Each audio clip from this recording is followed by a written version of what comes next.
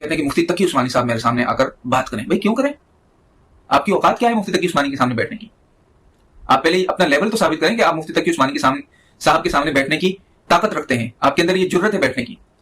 ایک طرف وہ بندہ جس نے نصف صدی تک 50 سال تک 40-50 سال تک حدیث لکھی ہے, قرآن کی تفسیر لکھی ہے, دنیا کی مختلف زبانوں کے اندر وہ مہارت رکھتے ہیں, انہیں فقہ آتا ہے, انہیں حدیث آتی ہے, انہیں قرآن آتا ہے, وہ پاکستان کا آئین سمجھتے ہیں, ہر چیز کے اندر مہارت حاصل کرتے ہیں, بڑی بڑی یونیورسٹیوں میں انہوں نے لیکچر دیے ہیں. آپ کی اوقات کیا ہے؟ آپ کو تو جیلم اکیڈمی کے باہر کوئی جانتا ہی نہیں ہے. جب آپ کو پتا ہے مرزا صاحب کے سامنے آتا ہے تو وہ شرمندہ پھرتا ہے. اس کا دل چاہتا ہے کہ وہ کسی نہر کے اندر کود کر خودکشی کر لے, یا پنکھے کے ساتھ لٹک کر اپنے آپ کو پھانسی دے دے, یا جہلم اکیڈمی کی چھت پر جا کر کود کر اپنی جان لے لے, یا جہلم اکیڈمی کے باہر جو روڈ ہے وہاں کسی ٹرک تھلے آ کر اپنے آپ کا خاتمہ کر لیں. تو یہ کامن سینس کا حال ہے. السلام علیکم دوستوں, ایک نئی ویڈیو کے ساتھ آپ کی خدمت میں حاضر ہیں. انجینئر محمد علی مرزا صاحب نے گزشتہ دنوں ایک طویل ویڈیو ریکارڈ کرائی ہے, اور وہ ویڈیو تھی مولانا مفتی عبدالواحد قریشی حفظہ اللہ کے رد میں. مفتی صاحب نے ایک انٹرویو دیا تھا حافظ احمد پوڈ کاسٹ میں, تو انجینئر صاحب نے جو ہے وہ اس کے متعلق ایک ویڈیو ان کے رد میں گئی اور علمی نکات بیان کیے. اب اس ویڈیو کا ہم ایک تفصیلی جائزہ تو لیں گے کہ وہاں انجینئر صاحب کیسے بلنڈر مار رہے ہیں, لیکن ایک نقطے پر ہم نے بات کرنی ہے, اور وہ بڑا اہم نقطہ ہے جس کے ذریعے جو ہے وہ انجینئر صاحب اپنے اسٹوڈنٹس کو گمراہ کرتے ہیں. وہ اکثر بات کرتے ہیں کامن سینس کی, کہتے ہیں ہم نے تو کامن سینس اپنے اسٹوڈنٹس کے حوالے کر دیا ہے. اب ان کا کام ہے کہ وہ ہر بات کو جو ہے کامن سینس کے اوپر پرکھیں. بظاہر تو یہ بات بہت اچھی لگتی ہے کہ بھائی ایک بندہ جو ہے کامن سینس کی بات کر رہا ہے اور کامن سینس کو پھیلا رہا ہے, تو ظاہر بات ہے اس کی بات کی اہمیت بھی ہونی چاہیے کہ کامن سینس تو بہت اچھی چیز ہے. لیکن یہی کامن سینس جب آپ کو پتا ہے مرزا صاحب کے سامنے آتا ہے تو وہ شرمندہ پھرتا ہے. اس کا دل چاہتا ہے کہ وہ کسی نہر کے اندر کود کر خودکشی کر لے, یا پنکھے کے ساتھ لٹک کر اپنے آپ کو پھانسی دے دے, یا جہلم اکیڈمی کی چھت پر جا کر کود کر اپنی جان لے لے, یا جہلم اکیڈمی کے باہر جو روڈ ہے وہاں کسی ٹرک تھلے آ کر اپنے آپ کا خاتمہ کر لے. تو یہ کامن سینس کا حال ہے. آپ کہیں گے بھائی کیسے؟ تو صرف میں ایک بات عرض کروں گا جو مرزا صاحب کی اس طویل ویڈیو کے اندر ہے, کہ مرزا صاحب کہتے ہیں کہ بھائی مجھ سے ڈگری کا مطالبہ کیوں کیا جاتا ہے. مجھے بار بار لوگ کیوں کہتے ہیں کہ بھائی آپ کے پاس ڈگری نہیں ہے تو آپ کو بات کرنے کا حق نہیں ہے, آپ کو بات کرنے کی اتھارٹی نہیں ہے, آپ کے پاس سند نہیں ہے.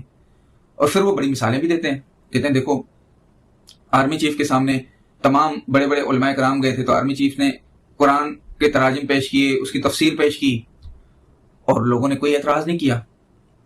تو اب آرمی چیف کے پاس کون سی سند ہے بات کرنے کے لیے؟ تو بات تو ان کی ایک حد تک ہمیں کامن سینس آتے ہیں, ٹھیک ہے, لیکن آپ کو پتہ ہے یہاں مرزا صاحب کیا باریکی کر رہے ہیں؟ مرزا صاحب بہت چالاکی کر رہے ہیں. یہاں مرزا صاحب سے اگر کوئی شخص ڈگری مانگ رہا ہے تو ڈگری کا مطلب یہ نہیں ہے کہ وہ اپنی کوئی کاغذی سند لے کر آئیں.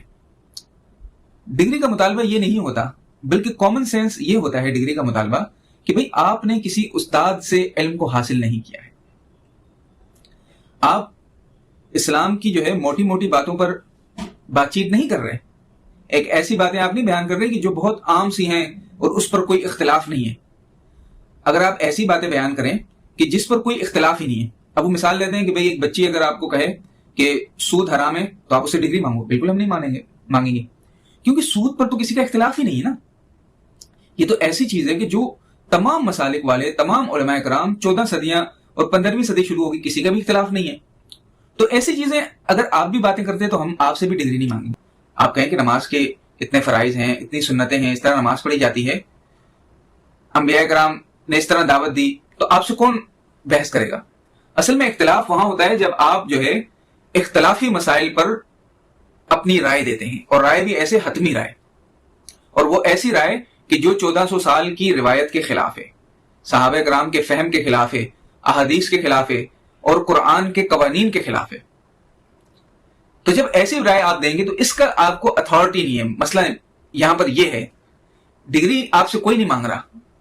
ہم یہ کہہ رہے ہیں کہ بھائی کامن سینس یہ ہوتا ہے کہ انسان جب کسی بھی فیلڈ کے اندر اپنی ماہرانہ رائے دیتا ہے.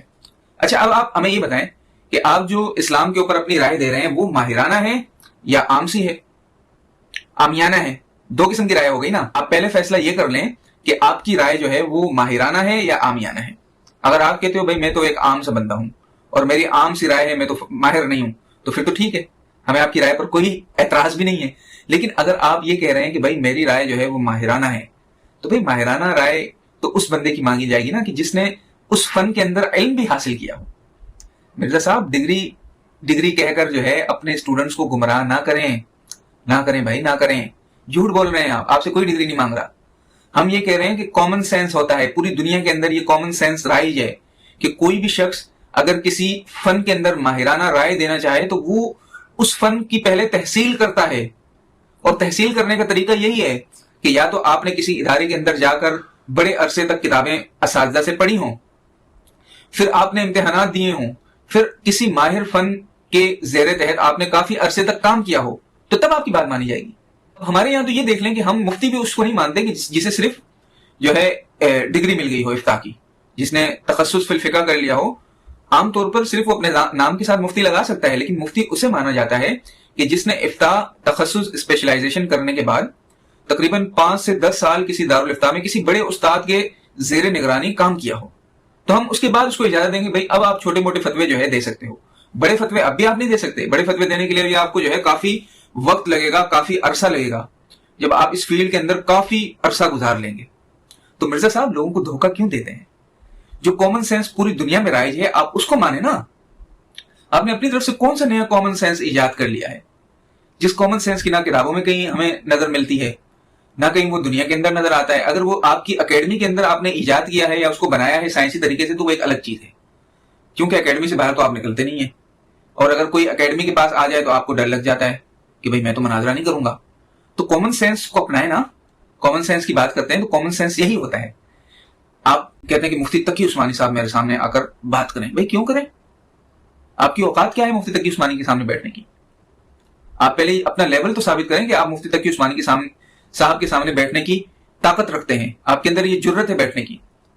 एक तरफ वो बंदा जिसने निस्फ सदी तक 50 साल तक 40-50 साल तक हदीस पढ़ाई है, हदीस की शरह उन्होंने लिखी है, कुरान की तफसीर लिखी है, दुनिया की मुख्तलिफ जुबानों के अंदर वो महारत रखते हैं, उन्हें फिका आता है, उन्हें हदीस आती है, उन्हें कुरान आता है, वो पाकिस्तान का आइन समझते हैं, हर चीज के अंदर महारत हासिल करते हैं, बड़ी बड़ी यूनिवर्सिटियों में उन्होंने लेक्चर दिए हैं। आपकी औकात क्या है? आपको तो जेएलएम एकेडमी के बाहर कोई जानता ही नहीं है। चंद छोटे छोटे स्टूडेंट्स बेचारे आपने जो है वो कम जोर फहम वाले, यानी जो बेचारे अभी इल्म सीख रहे हैं, आपने उनका शिकार किया है जज्बातियत से, उनको भड़का कर।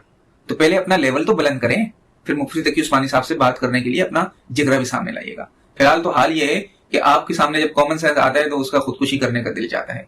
तो इंशाल्लाह अगली वीडियो में हम मजीद इसके ऊपर बात करेंगे। व आखिरु दावाना अनिल हम्दुलिल्लाह।